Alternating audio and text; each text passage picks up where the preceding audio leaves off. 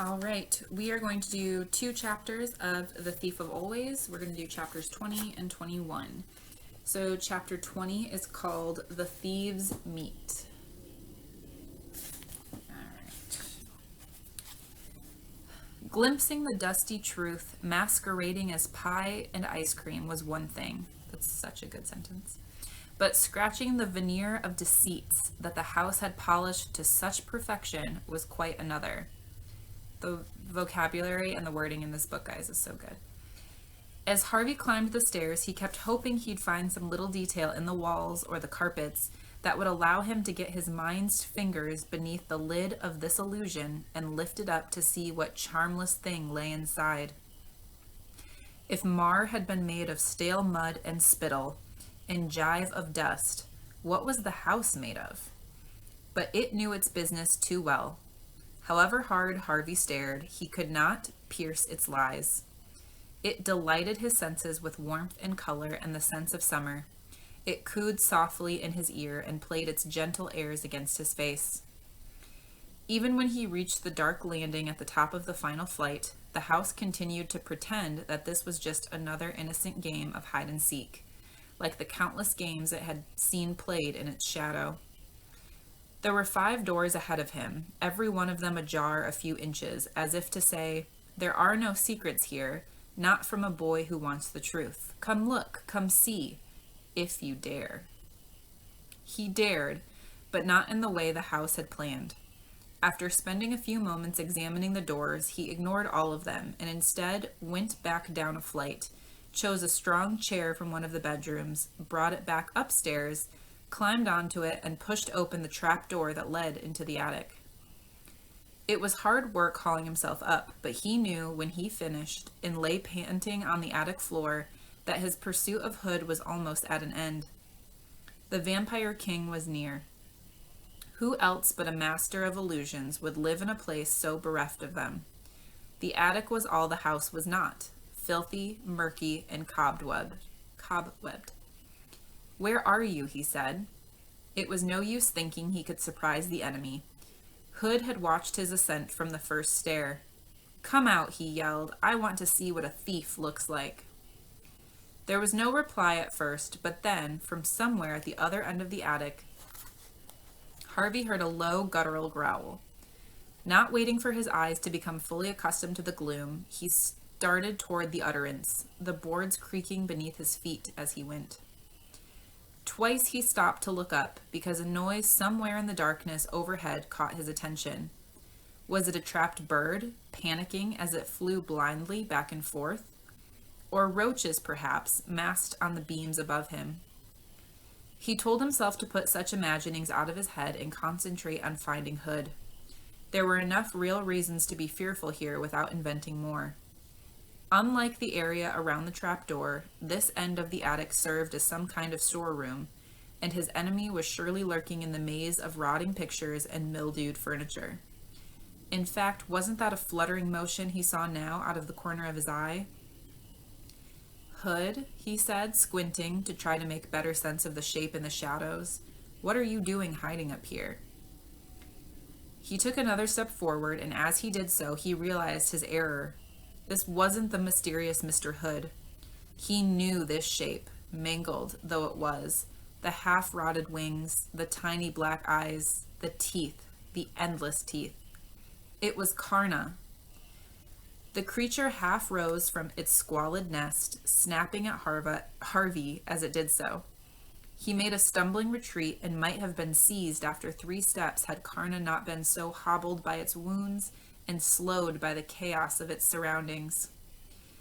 It struck out at the piles of detritus to the left and right of it, scattering chairs and overturning boxes, then hauled itself in pained pursuit of its prey. Harvey kept his eyes fixed upon the beast as he backed away, his mind buzzing with questions. Where was Hood? That was the main mystery. Mrs. Griffin had been certain he was up here somewhere, but Harvey had now wandered the attic from end to end, and its only occupant was the creature driving him back toward the exit. He chanced several glances into the shadows as he retreated, in case he'd missed some figure hiding there. It was not a human form his eyes alighted upon, however. It was a globe the size of a tennis ball, glowing as though filled with starlight. It appeared like a bubble from the boards and rose toward the roof. Momentarily forgetting his jeopardy, Harvey watched it as it ascended, joined by another, then a third, and a fourth. Astonished by the sight, he took too little care where he was walking. He stumbled, fell, and ended up sprawled on the hard boards, staring up at the roof through a red haze of pain.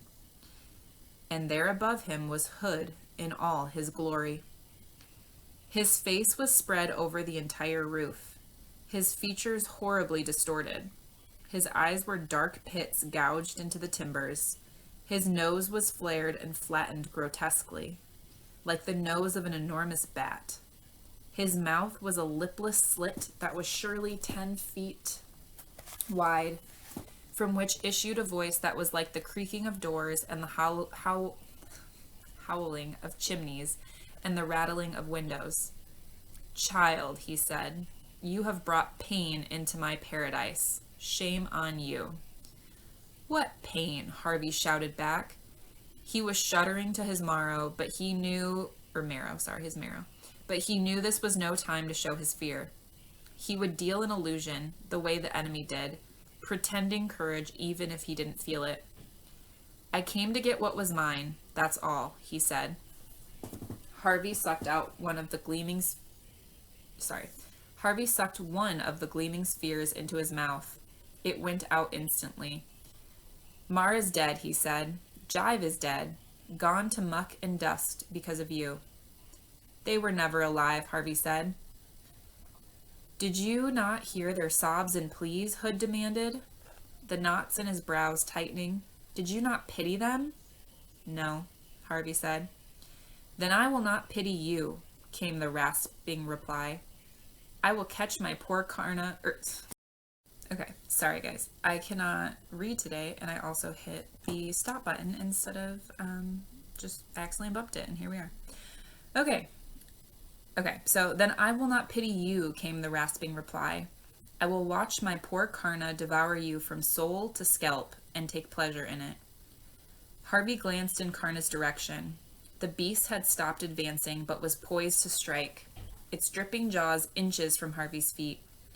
Now that the beast was still, he could clearly see how badly wounded it was, its body as ragged as a moldy rug, its huge head drooping as though every breath was a burden. As Harvey stared at it, he remembered something Mrs. Griffin had told him. "I would welcome death now," she'd said, "like a friend I'd driven from my door." Maybe it wasn't a journey to the stars that was awaiting Karna. Maybe it was simply a return to the nothingness from which Hood had conjured it. But the creature wanted that gift nevertheless. It was weary and wounded, kept alive not by any will of its own, but because Hood demanded its service. "Such a pity," the voice in the roof murmured. "What is?" Harvey said, looking back at Hood, who had 2 more of the globes at his lips. "To lose you this way," he went on.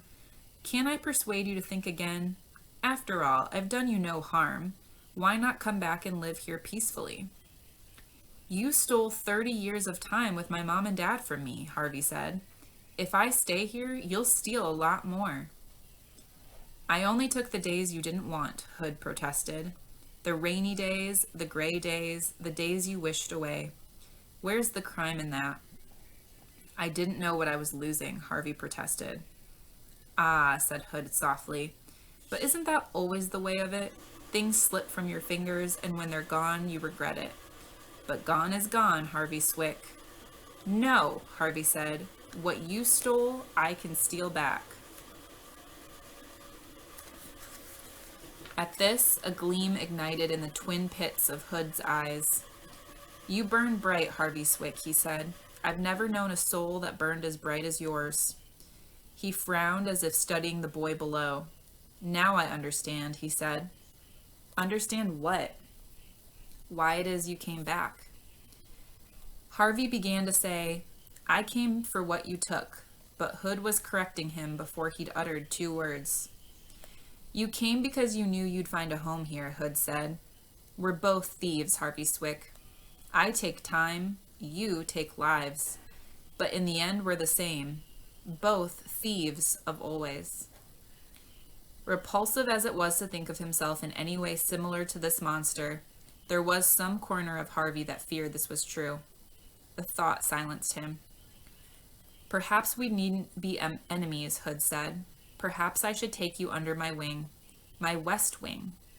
He laughed mirthlessly at his own joke.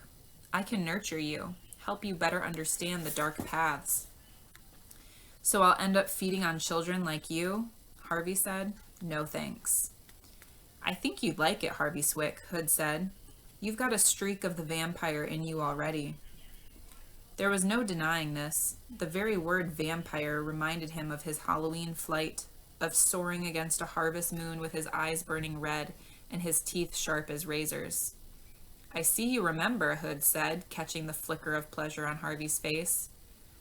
Harvey instantly put a scowl in its place. I don't want to stay here, he said. I just want to get what's mine and leave. Hood sighed. So sad, he said. So very sad. But if you will have what's yours, have death. Karna? The beast raised its pitiful head. Devour the boy. Before the wretched beast could shift itself, Harvey scrambled to his feet. In the race to the trapdoor, he knew he had little chance of outrunning Karna. But there was perhaps another way of laying the beast low. If he was a thief of always, as Hood had said, perhaps it was time to prove it. Not with dust, nor with stolen conjurings, but with the power in his own bones. Karna took a threatening step toward him, but instead of retreating, Harvey extended his hand in the creature's direction, as if to pat its decaying head. It hesitated, its expression mellowing into doubt. Devour him, the vampire king growled. The beast lowered its head, in expectation of punishment from above, but it was Harvey who laid his hand upon it, a gentle touch that sent a shudder through its body. It raised its snout to press itself against Harvey's palm, and as it did so, let out a long, low moan. There was neither pain in the sound nor complaint. In fact, it was almost a moan of gratitude, that for once it not be met with blows or with howls of horror. It turned its eyes up to Harvey's face, and a shudder of pleasure passed through its body. It seemed to know that the motion would prove fatal, because the instant after, it retreated from its comforter, and as it did so, its shudders multiplied, and its body suddenly flew into 1,000 pieces. Its teeth, which had seemed so fearsome moments before, rolled away into the darkness. Its massive skull shattered, its spine collapsed. In a matter of seconds, it was no more than a heap of bone shards, so dry and so aged, even the most desperate dog would have passed them by. Harvey glanced up at the face in the roof. Hood's expression was one of utter perplexity. His mouth was agape, his eyes staring from their pits. Harvey didn't wait for him to break his silence. He simply turned his back on Karna's remains and hurried toward the trap door, half expecting the creature in the roof to slam it shut. There was no response from Hood, however, until Harvey was lowering himself down onto the chair on the landing. Only then, as Harvey took one last look up at the attic, did Hood speak. "Oh, my little thief," he murmured, "what shall we do with you now?"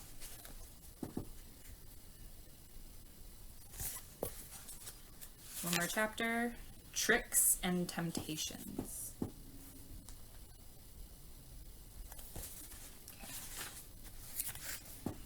"You've done well," said the smiling face awaiting him at the top of the stairs.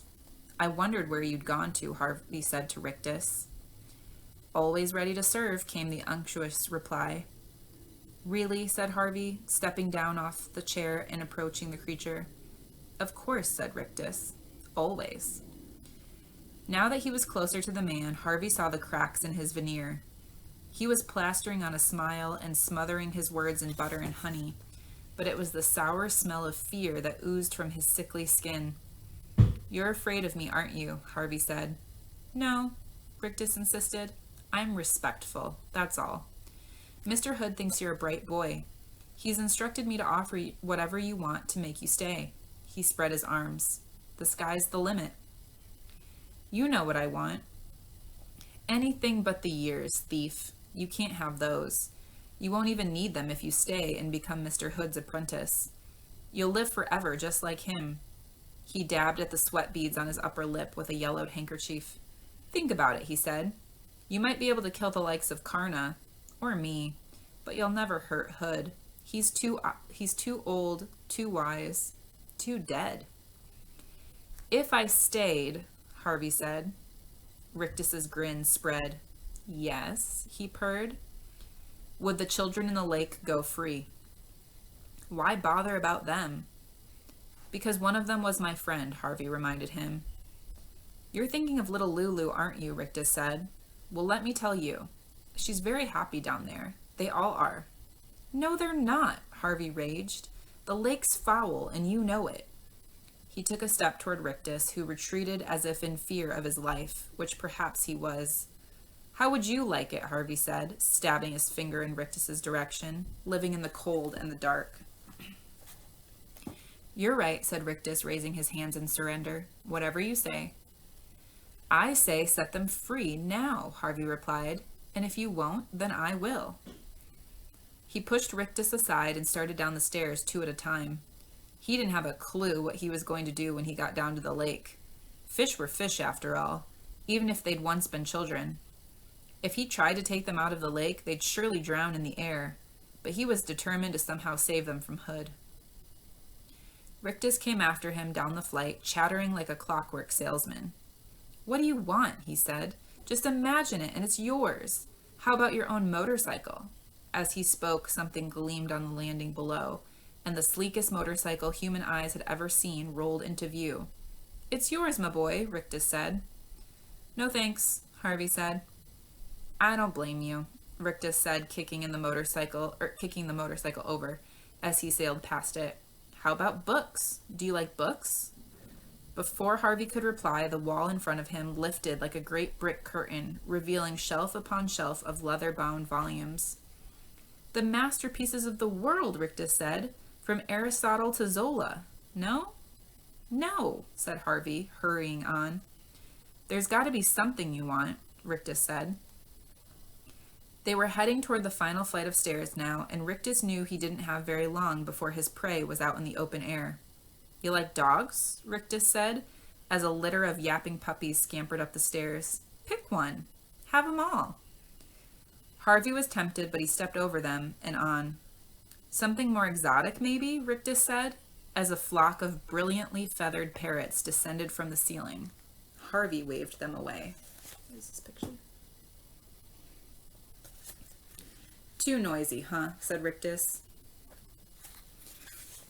You want something quiet and powerful.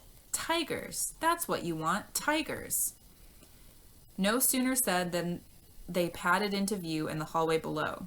2 white tigers with eyes like polished gold. Nowhere to keep 'em, Harvey said. That's practical, Rictus conceded. I like a practical kid. As the tigers bounded off, the telephone on the table beside the kitchen door began to ring. Rictus was down the flight in 2 springs and at the table in another 2. Listen to this, he said. It's the president. He wants to give you a medal. No, he doesn't, Harvey said, tiring of this rigmarole now. He was at the bottom of the stairs and crossing to the front door. You're right, said Rictus ear to ear on the phone again. He wants to give you an oil field in Alaska. Harvey kept walking. No, I got that wrong. He wants to give you Alaska. Too cold. He says, how about Florida? Too hot.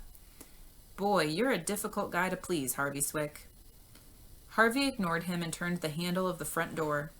Rictus slammed down the phone and raced toward him. Wait up, he hollered. Wait up. I'm not done yet. You've got nothing I want, Harvey said, hauling open the front door. They're all fakes. What if they are, said Rictus, suddenly hushed. So's the sun out there. You can still enjoy it. And let me tell you, it takes a lot of magic to conjure up all these shams and hoaxes. Mr. Hood's really sweating to find you something you like. Ignoring him, Harvey stepped out into the porch. Mrs. Griffin was standing on the lawn with Stu Cat in her arms, squinting up at the house. She smiled when she saw Harvey emerge. I heard such noises, she said. What's going on in there? I'll tell you later, said Harvey. Where's Wendell? He wandered off, she said. Harvey cupped his hands around his mouth and yelled, "Wendell! Wendell!" His voice came back to him from the face of the house, but there was no reply from Wendell. "It's a warm afternoon," said Rictus, idling on the porch. Maybe he went swimming. "Oh no," Harvey murmured. "No, not Wendell. Please, not Wendell." Rictus shrugged. "He was a goofy little kid anyhow," he said. "He'll probably look better as a fish." "No," Harvey yelled up at the house. "This isn't fair. You can't do this. You can't." Tears started to cloud his eyes. He wiped them away with his fists. They were both useless, fists and tears. He couldn't soften Hood's heart with weeping, and he couldn't bring down the house with blows. He had no weapon against the enemy but his wits, and his wits were about at an end. I have one of these. All right, next time we will read chapter 22, Appetite.